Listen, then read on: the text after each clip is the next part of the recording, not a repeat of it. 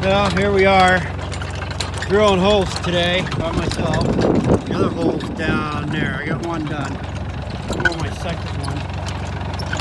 And that's what we're doing today. Got one more to do after this. Maybe one more. I'm thinking about drilling an extra hole and put the pipe in the ground for that vertical out there so I can do some changes to that. But not sure. But anyways, that's what we're doing today. Let that idle for a second. Walk over here. I got this pretty well cleaned up. Here's what the hole looks like.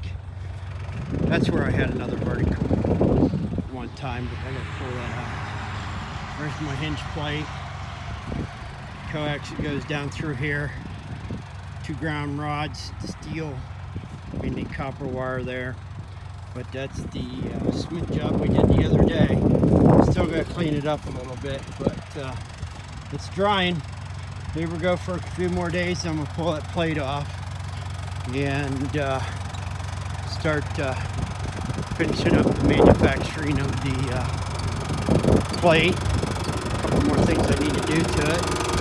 And get it painted. Some more welding. Well, welding, then painting. So that's what we're doing. I figured I would do a video of popping holes in the ground.